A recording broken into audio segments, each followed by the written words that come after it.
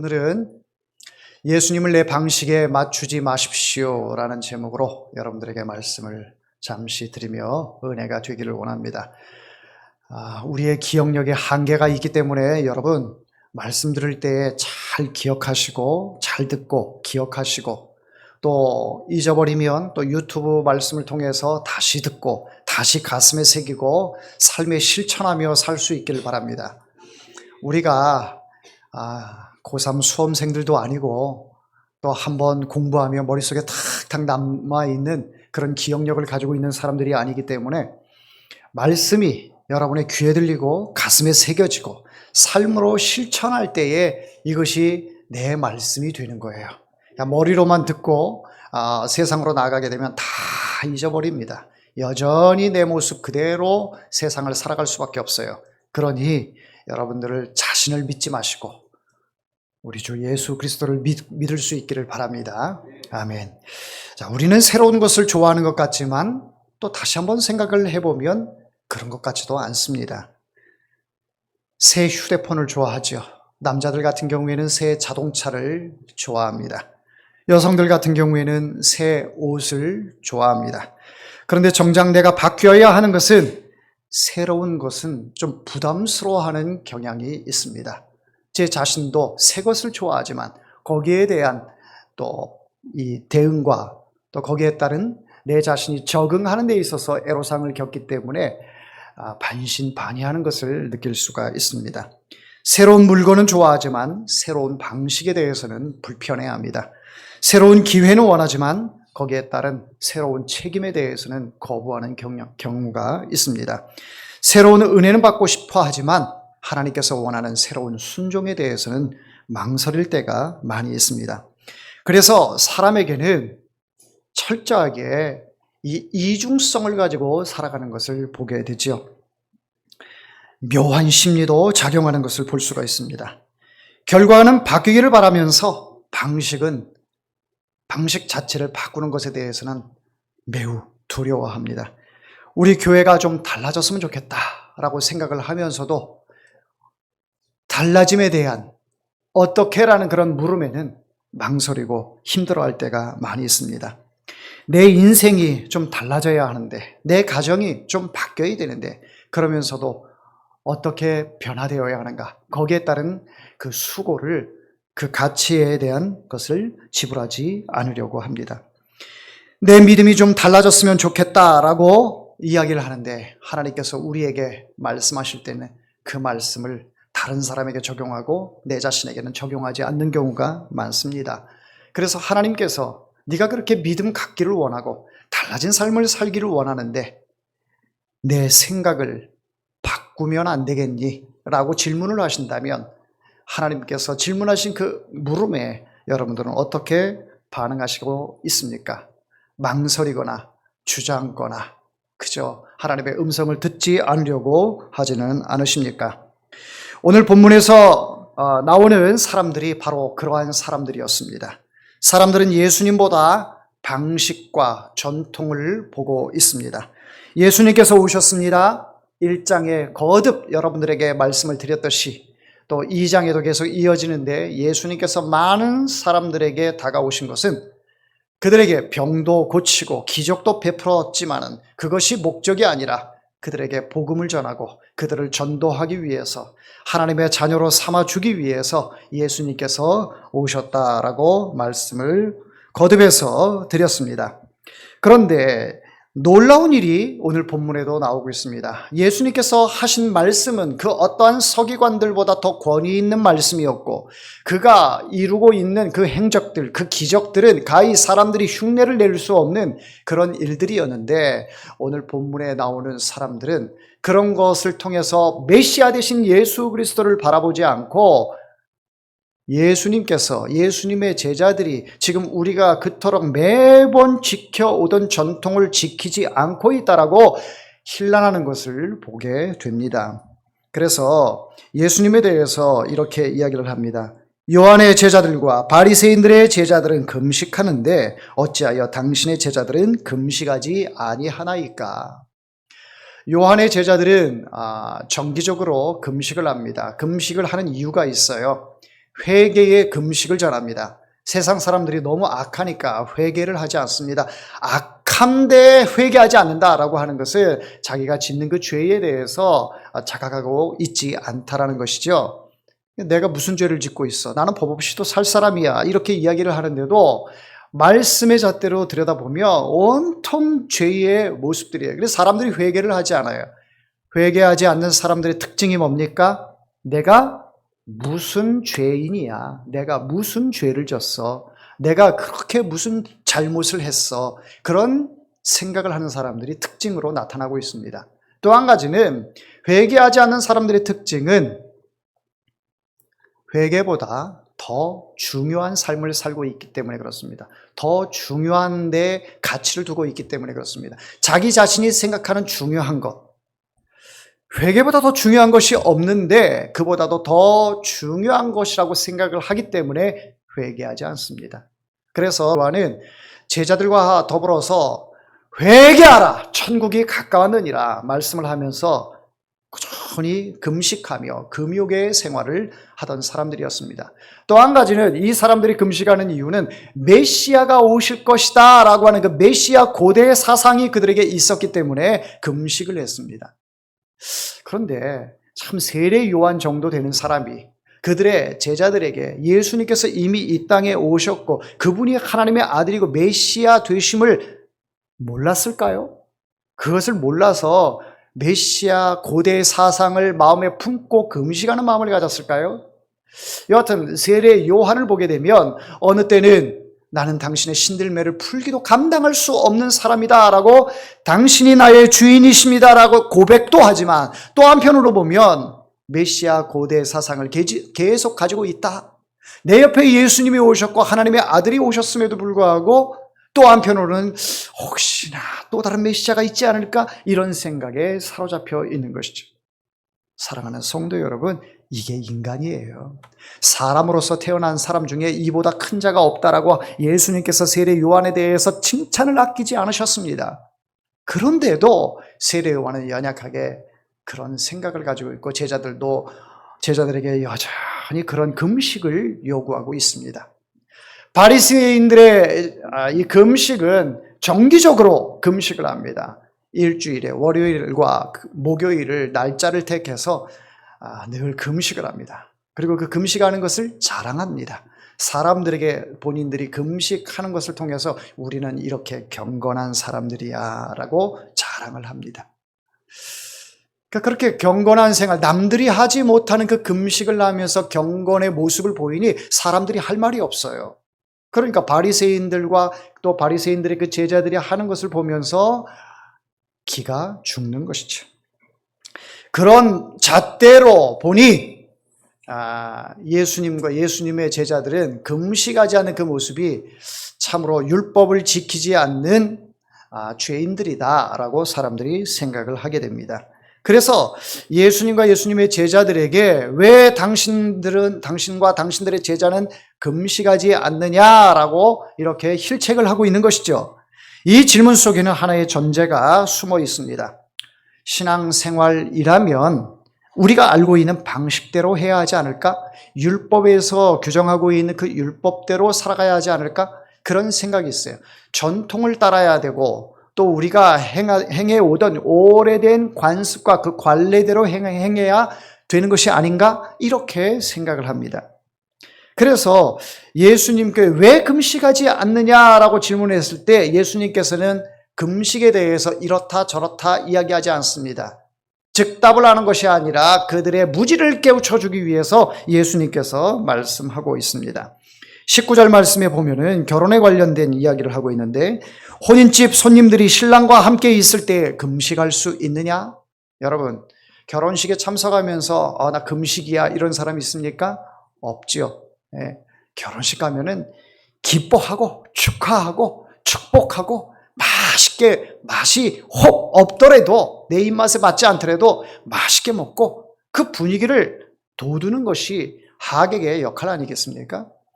자, 예수님께서 그렇게 고대하던 이스라엘 백성들이 그렇게 고대하던 메시아 예수님이 오셨어요. 많은 기적들을 보면서 예수님께서는 그 기적이 중요한 것이 아니라 내가 이 죄를 사할 수 있는 권세를 가지고 있다, 하나님의 아들이다라는 것을 알려주셨음에도 불구하고 이 사람들은 메시아인 것을 깨닫지 못하고 그저 오래도록 행해오던 그 관례, 그것을 중요하게 생각하고 마치 그것을 지키지 않으면 죄인인 것처럼 정죄하는 이러한 사람들을 보면서 예수님께서 말씀하시는 거예요. 사람들은 알아듣지 못합니다. 혼인집 손님들이 신랑과 함께 있을 때 금식할 수 있느냐? 도통 이 사람들이 알아들 수가 없어요. 알아들을 수 있는 언어로 좀 얘기 좀 해라.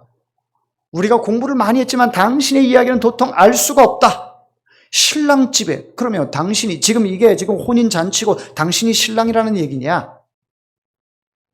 그렇게 묻고 있는 것이죠.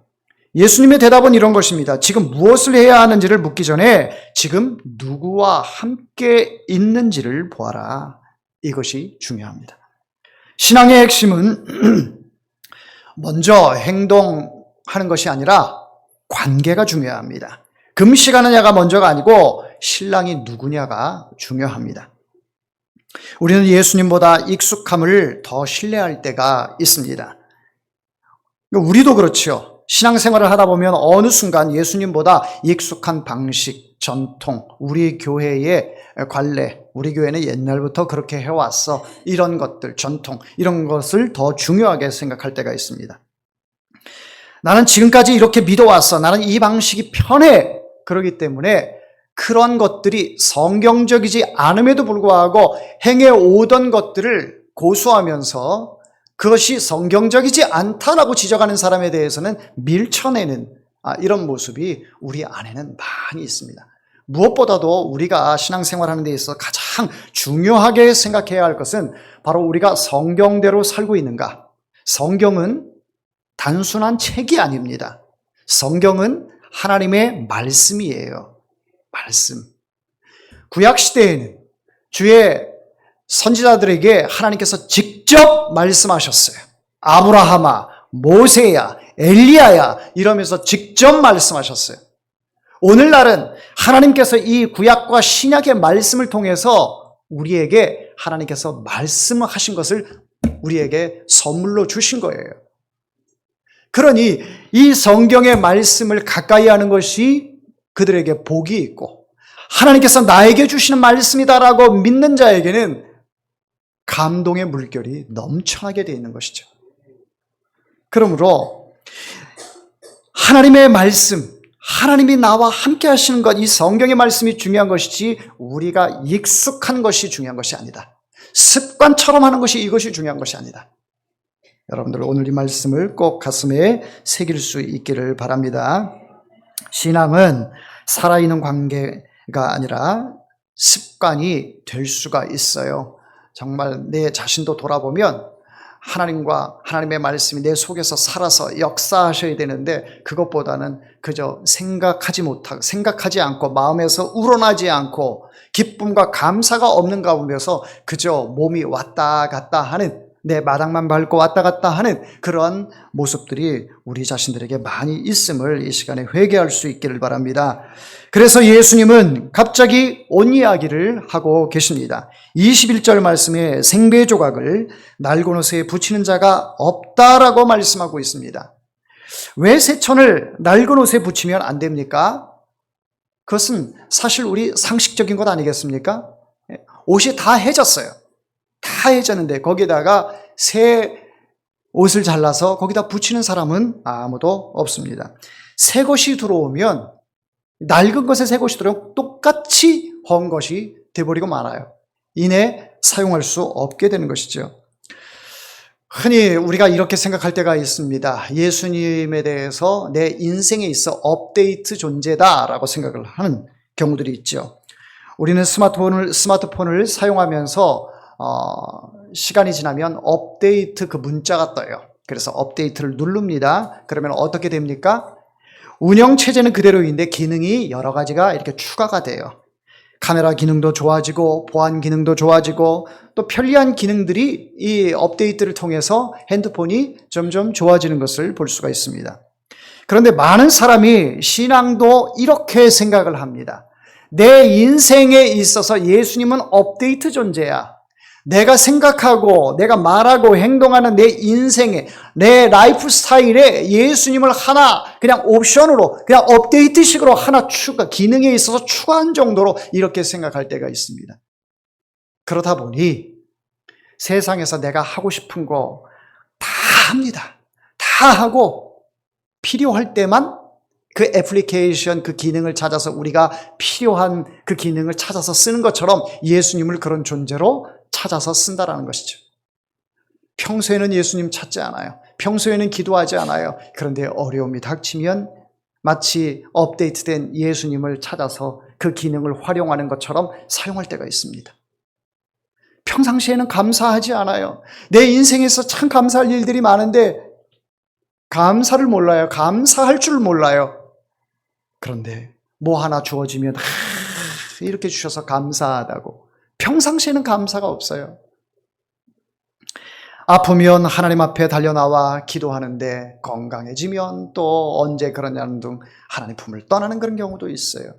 그러니까 우리의 인생들이 참 대단한 것 같지만 형편없고 보잘것없는 그런 인생들이 저와 여러분의 모습들입니다. 문제가 다 해결되면 다시 원래 방식대로 리셋되는 경우가 많이 있습니다. 예수님이 내 삶의 주인이 아니라 필요할 때 실행하는 애플리케이션처럼 되어버리는 것을 보게 됩니다. 그러나 복음은 그런 기능 추가가 아니라는 사실을 꼭 기억하시기를 바랍니다. 운영체제 자체가 바뀌는 것입니다. 내가 주인이었던 인생에서 예수 그리스도가 내 삶의 주인이 되어 주신 것입니다. 그래서 복음은 때로 불편합니다. 아주 성가십니다. 나를 힘들게 합니다. 내가 미워하는 사람을 용서하라고 말씀하셔요. 내가 붙잡고 있는 것을 내려놓으라고 말씀을 하세요. 내가 옳다고 생각하는 것조차 말씀 앞에서 다시 살펴보라고 말씀하고 있습니다. 내가 가고 싶은 길보다 하나님이 원하시는 길을 선택하라고 말씀하셔요.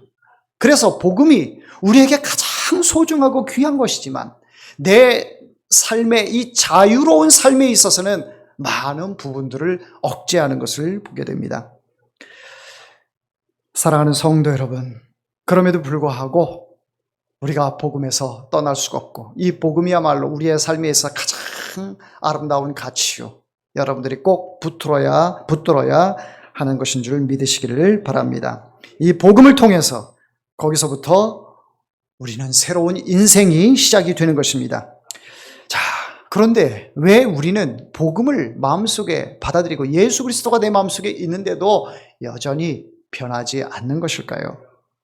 예수님께서 두 번째로 말씀하십니다. 포도주 이야기를 하시는데 새 포도주를 낡은 가죽 부대에 넣는 자가 없다라고 말씀을 하십니다. 새 포도주는 살아있어요. 발효되었어요. 그래서 막 움직입니다. 팽창합니다. 그래서 그것을 담는 가죽도 늘어나야 되는데 이 헌 가죽에다 놓으면 이미 이 팽창되는 것으로 인하여 다 터져버리고 다 버려지게 되는 것이죠. 결국 새 포도주가 문제가 아니라 푸대가 문제인 것을 볼 수가 있습니다. 여기서 오늘 우리에게 아주 중요한 질문이 생깁니다. 하나님이 일하지 않으시는 것일까? 아니면 내가 움직이지 않는 것일까? 우리는 기도합니다. 하나님 새로운 길을 열어 주시옵소서. 그런데 하나님께서 새로운 길을 보여주시면 우리 마음속에는 어떤 생각이 들어요? 사실 두려운 생각이 듭니다. 하나님께서 말씀하시고 보여주셨는데 한 번도 가보지 않은 길이라 두려운 마음에 그것을 밀어내고 거부할 때가 있습니다. 새로운 기회를 주십시오. 이렇게 하나님 앞에 기회를 달라고 기도를 하는데 새로운 책임이 따라오는 것에 대해서 부담스러워서 그 기회를 놓치는 경우가 한두 번이 아닙니다. 믿음을 성장시켜달라고 하나님 앞에 기도하면서 믿음이 어디서 옵니까? 하나님의 말씀을 들음에서 오는 것을 말씀을 통해서도 알면서도 듣는 것을 거부합니다. 여러분, 믿음은 하나님의 말씀을 들음에서 납니다. 하나님의 말씀을 보고 듣는 데에 여러분의 믿음이 쑥쑥 성장하게 되는 거예요.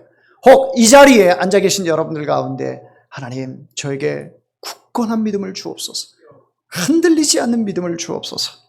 그런 마음을 가지고 계시고 기도하는 분이 계시다면 예배를 소리 여기지 않기를 바랍니다.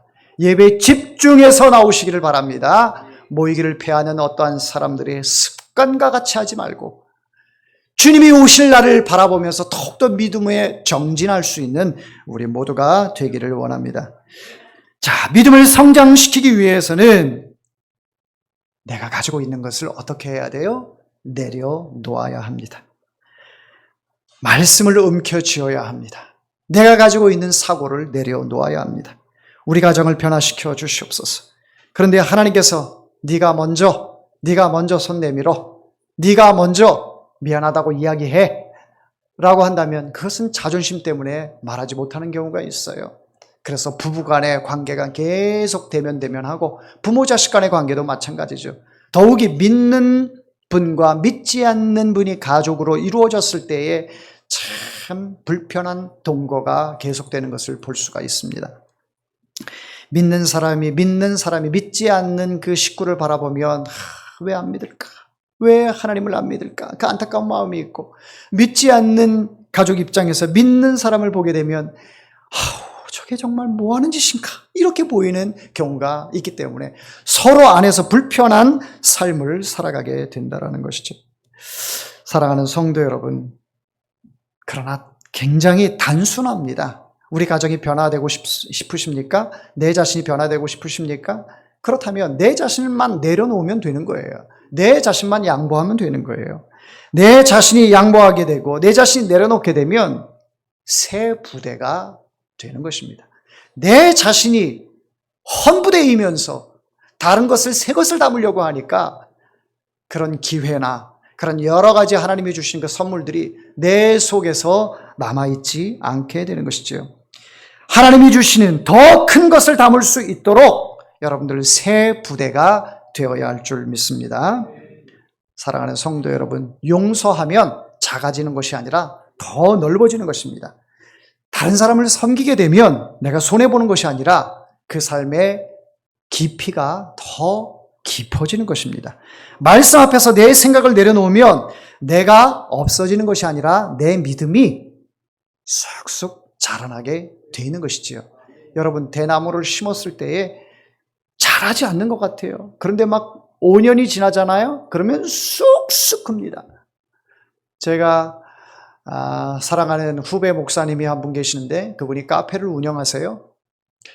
그런데 어느 날 물끄러미 그 카페에 들려서 이 조그만 그 열대야 화분을 봤어요. 그게 난종류인 것 같은데 처음에 그 카페에 갔을 때는 요만한 것이었어요. 요만한 봉우리가 이렇게 올라오는 것을 봤는데 최근에 가서 봤더니 손가락만큼 이렇게 욕하는 거 아닙니다. 이만큼 올라왔어요. 와, 놀랍더라고요. 네, 바로 믿음도 그렇습니다. 여러분, 하나님 말씀을 가까이 하고 말씀 듣기를 사모하고 예배에 집중하고 그러면 나도 모르는 순간에 믿음이 쑥 자라 있어요. 그래서 세상에 어떤 풍파가 와도 그것을 말씀이 있기 때문에 내가 믿음이 있기 때문에 그것을 분별할 수 있는, 구별할 수 있는 그런 지혜가 생긴다라는 거예요. 할렐루야. 그래서 믿음의 사람은 이렇게 기도해야 돼요. 하나님, 상황을 바꿔주옵소서 라기보다는 상황은 여전하지만 하나님, 이 상황을 이길 수 있는 믿음을 주시옵소서. 이 상황을 뛰어넘을 수 있는 단단한 믿음을 주시옵소서. 이 믿음으로 기도를 하셔야 돼요. 여러분, 세상은 쉽게 변하지 않습니다. 우리가 나라와 민족을 위해서, 정치를 위해서 그렇게 변화시켜달라고 하나님 앞에 기도해도 쉽게 변합니까? 변하지 않아요. 그럼에도 우리는 포기하지 않고 계속 기도를 해요. 그렇게 변하지가 않아요. 사람도 마찬가지예요. 환경도 마찬가지예요. 여러분, 우리의 가정이 지금 경제적으로 매우 어려워요. 하나님, 경제적으로 좀 일어나게 하여 주옵소서. 이 고백을 하는데 쉽게 일어납니까? 경제가 우리 가정에 쉽게 변화가 됩니까? 아니에요. 그런데 우리가 그런 상황 속에서도 하나님, 이 가난 속에서도 이겨내게 하여 주옵소서.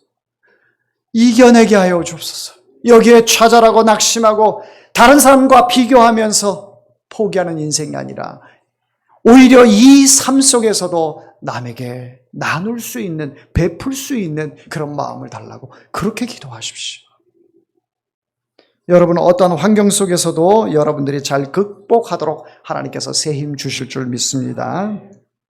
신앙이 오래될수록 여러분 오래 묵은 닭은 그 고기도 질기죠. 그런데 신앙은 그렇지 않습니다. 오래될수록 더 숙성이 깊어지고 그 맛이 진해지는 그런 모습으로 나타나야 되는 것이에요.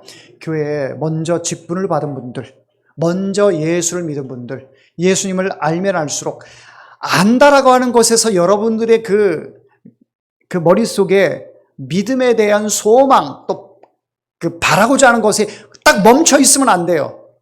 어느 정도 믿음이 수준에 이르렀다 하면 더 높은 것을 바라보면서, 더 하나님의 세계를 바라보면서 이 마음이 열려 있어야 되는데, 어느 순간 딱 믿음이 딱 정체기가 딱 들어서게 되면 그것이 나의 최고의 믿음이라고 이렇게 착각할 때가 있어요. 아닙니다. 거기에서부터 내 믿음은 곤두박질 칠 것입니다.